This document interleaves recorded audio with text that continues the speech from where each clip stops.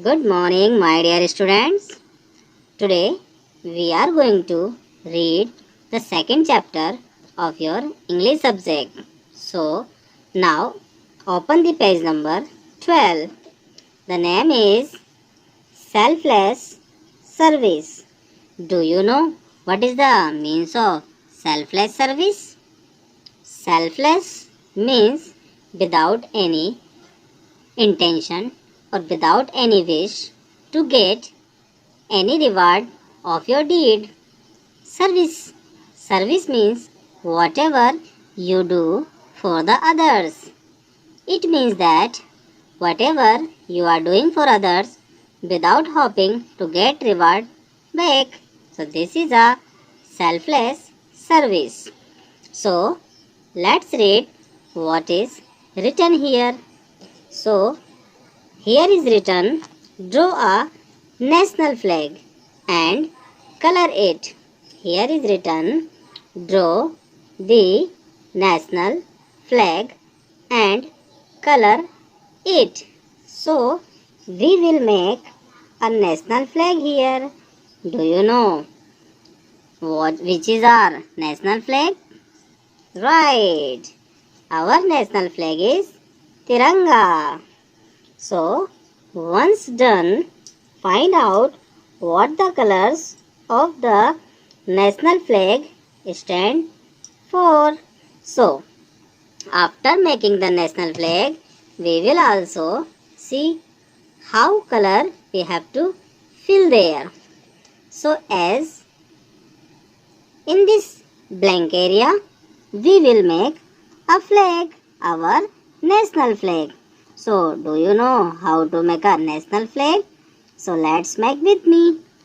I am going to teach you how in a simple way we can draw a national flag.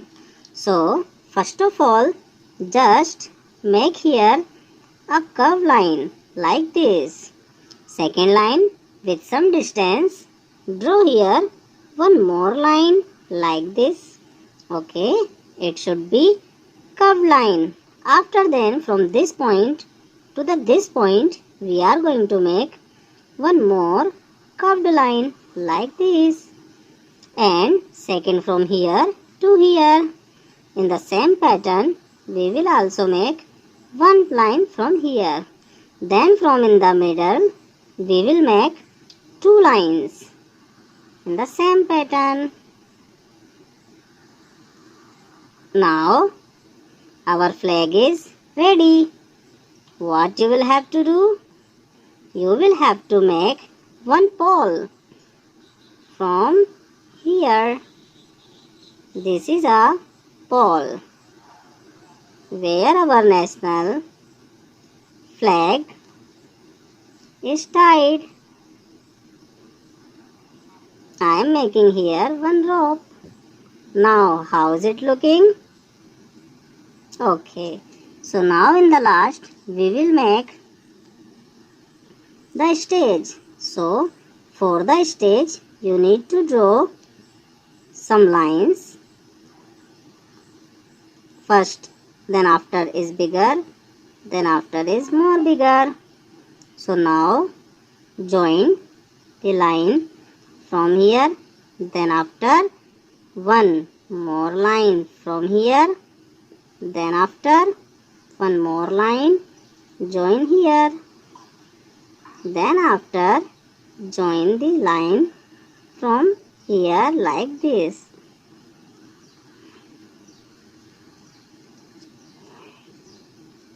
So in this way you can draw a flag here. Okay, then after here make one Ashok Chakra and there are 24 spokes in this Ashok Chakra. Now our national flag is ready.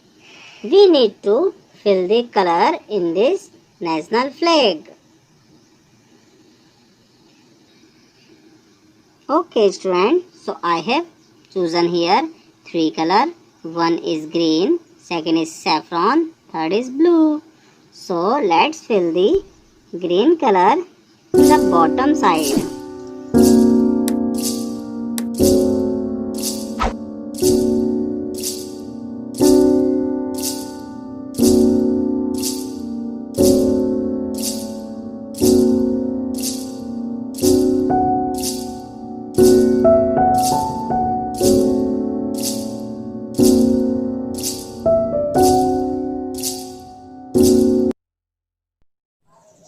Read the picture story to find out what makes the truth human being. चलिए हम story पढ़ते हैं और देखते हैं कौन सी चीज है जो इंसान को सच्चा इंसान बनाती है. So once Swami Vivekanand was at a railway station in Rajasthan. एक समय की बात है, स्वामी विवेकानंद राजस्थान के रेलवे स्टेशन पर बैठे हुए थे. People kept coming to him all day long. और सारा दिन कई लोग उनके पास आते रहे. They had many questions. और उन सभी के पास बहुत सारे सवाल थे. Mostly religious. और ज़्यादातर सवाल धर्म के थे. And Swami was tireless in answering them. और स्वामी जी बिल्कुल भी नहीं थक रहे थे उन्हें जवाब देने में. And Swami ji was tireless in answering them. और बिना थके स्वामी जी उन्हें लगातार आंसर भी दे रहे थे. 3 days and 3 nights passed in this manner.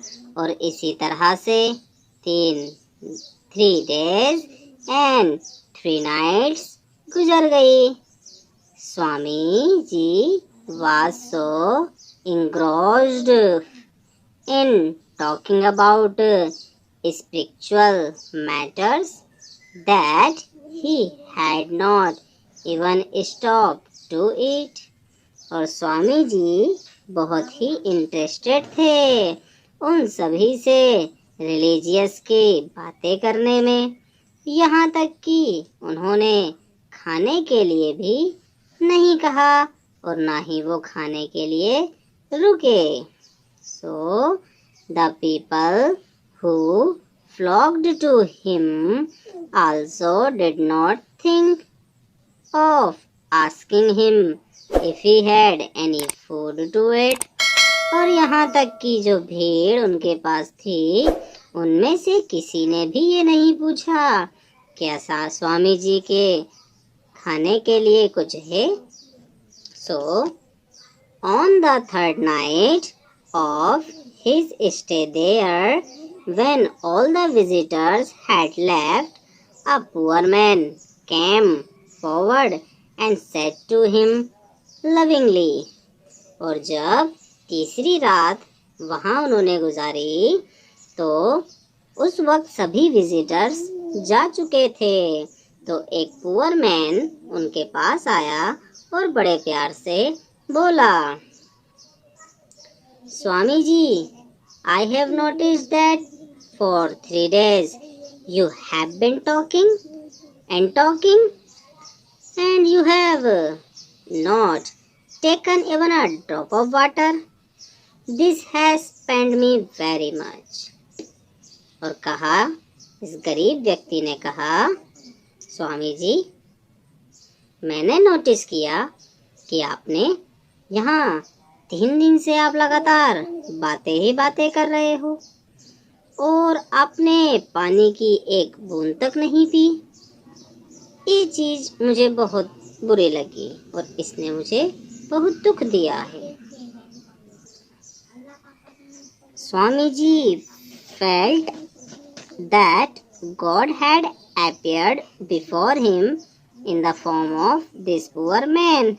He looked at him and said, Swami ji को ऐसा लगा जैसे गॉड उनके सामने आ गया, वो भी उस पुअर मैन की शक्ल में। तो स्वामी जी ने उसकी ओर देखा और कहा, will you please give me something to eat? क्या आप मुझे कुछ खाने को दोगे? The man was cobbler by profession, so he said with some hesitation. वो व्यक्ति गरीब आदमी कॉबलर था, तो उसे कहने में बड़ी ही शर्म सी आई और बोला, Swami ji, my heart yearns to give you some rotis, but how can I? I have touched the rotis I have. If you permit, I will bring you some coarse flour and dal, and you can prepare some roti as you please. और poor आदमी बोला, स्वामी जी, मेरा दिल तो चाहता है कि मैं तुम्हें रोटी दूं, लेकिन मैं कैसे दे सकता हूँ, क्योंकि जो रोटी मेरे पास है उसे मैंने टच कर लिया है। और अगर आप मुझे परमिशन दो तो मैं तुम्हारे लिए कुछ सूखा आटा और दाल ले आता हूँ, तो आप खुद रोटी बना लेना। Swami ji smiled at the poor man. Swami ji उस गरीब व्यक्ति को देखकर मुस्कुराए और बोले, no my child, give me the rotis you have prepared, I shall be happy to eat them. और स्वामी जी ने कहा, नो माय चाइल्ड, मुझे वही रोटी दे दो जो तुमने बनाई है, मैं इन्हें खाकर ही खुश हो जाऊंगा। The poor man was frightened. He stood with folded hand. गरीब आदमी चौंक गया और हाथों को जोड़ते हुए खड़ा हो गया और बोला, The king might punish me if he comes to know that I, a low-caste person, have prepared food for a sannyasi. What should I do? तो गरीब व्यक्ति बोला, राजा मुझे सजा देंगे अगर उन्हें पता चल जाता है कि मैंने एक लो कास्ट के पर्सन ने खाना बना कर दिया एक सन्यासी को। तो आप ही बताएं मुझे क्या करना चाहिए। But the eagerness to serve a monk overpowered his fear. He hurriedly went back home. लेकिन सेवा करने की, पुअर मैन की सेवा करने की जो इच्छा थी कि वो साधु की सेवा करना चाहता था, तो इस फीलिंग ने उसके डर को ख़त्म कर दिया। वो जल्दी से अपने घर की ओर वापस गया। But I can't live Swami ji in such a state. और सोचने लगा, लेकिन मैं इस स्थिति में स्वामी जी को छोड़ भी नहीं सकता। He returned with freshly made rotis for Swamiji. The kindness and unselfish love of his penurious man brought tears to Swami's eyes. और वो गरीब व्यक्ति ताज़ा रोटी बनाकर स्वामी जी के लिए तुरंत वापस आ गया।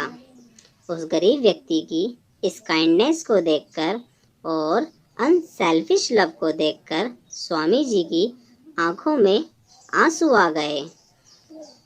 वापस आने पर वो गरीब व्यक्ति ने बोला, sir, you can't partake food from my hand. और बोला, सर, आप मेरे हाथों से नहीं खा सकते जो मैं तुम्हें ऑफर करूँगा। स्वामी जी बोले, Don't worry, my child. Give me the rotis you have prepared. I shall be happy to eat them. और स्वामी जी बोले, चिंता ना करो माय चाइल्ड, मुझे तुम वही रोटी दो जो तुमने बनाई है, मैं उन्हें खाकर बहुत खुश होऊंगा।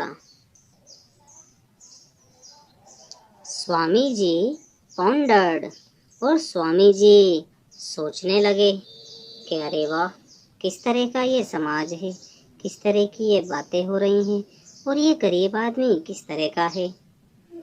How many people like him live in the huts of our country unnoticed? They are materially poor and of so-called humble origin, yet they are so noble and large-hearted. और स्वामी जी सोचने लगे कि ऐसे कितने ही लोग होंगे जो कि हट में, झोपड़ियों में रह रहे होंगे हमारी कंट्री में, और किसी का भी उनके तरफ ध्यान नहीं है। ये लोग मटेरियल से तो गरीब हैं, यानी कि इनके पास अच्छा घर नहीं, अच्छे कपड़े नहीं हैं, ये गरीब हैं, लेकिन बड़े ही दयालु हैं और बहुत ही नेक इंसान हैं, इनका दिल बहुत ही बड़ा है। In this meantime, some gentlemen found that Swamiji was eating food offered by shoekeeper and were annoyed.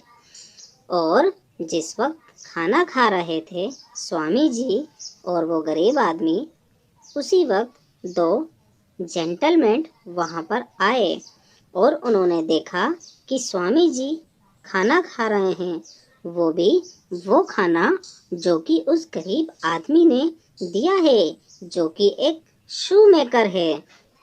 ये देखकर वो दोनों जेंटलमैन बड़ा ही गुस्सा हुए।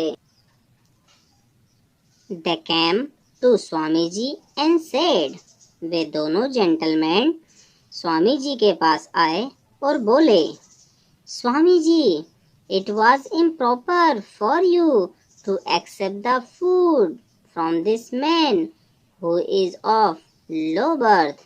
स्वामी जी, ये अच्छा नहीं है आपके लिए कि आप इस व्यक्ति का खाना लो जो कि एक गरीब घर में पैदा हुआ है और गरीब जात में पैदा हुआ है। Swami ji patiently heard them and then said, Swami ji ने पहले तो उनकी बातें बड़ी ध्यान से सुनी और फिर बोले, You people made me talk without respite for the past 3 days, but you did not even care to inquire if I had taken any food or rest. तुम सभी लोग लगातार मुझसे बातें कर रहे हो, वो भी पिछले 3 दिन से, लेकिन तुमने बिना आराम दिए, बिना मुझे वक्त दिए, तुम लगातार मुझसे बातें करते रहे। तुम में से किसी ने भी मुझसे ये पूछने की कोशिश भी न की, क्या मैंने कुछ खाया भी है या क्या मैंने थोड़ा आराम भी किया है। He continued, और स्वामी जी लगातार कहते रहे और बोले, You claimed you are gentlemen and boast of your high caste. What is more shameful is that you condemn this man for being from a low caste. और स्वामी जी बोले, तुम लोग ये दावा करते हो कि तुम जेंटलमैन हो और झूठा गर्व करते हो खुद पर कि तुम एक हाई कास्ट में पैदा हुए हो। इससे शर्मनाक और क्या होगा कि तुम किसी एक व्यक्ति की बुराइयां करो, वो सिर्फ इसलिए कि वो लो कास्ट का है। The gentlemen hung their heads in the shame. They realized what they had done. और दोनों जेंटलमैन स्वामी जी की बातें को सुनकर बड़ा ही शर्मिंदा हुए उनको बहुत शर्म आई और शर्म की वजह से उन्होंने अपने सर को झुका लिया और हाथ जोड़ के स्वामी जी से माफ़ी मांगी, क्योंकि उन्हें रियलाइज़ हुआ कि हम गलत किया हमने। और स्वामी जी ने कहा, can you overlook the humanity he has just shown and despite him without feeling ashamed? क्या तुम ये नहीं देखते उसकी इंसानियत को जो उसने किया है मेरे लिए? क्या तुम फिर भी उसे नापसंद करोगे? क्या तुम्हें शर्म नहीं आती?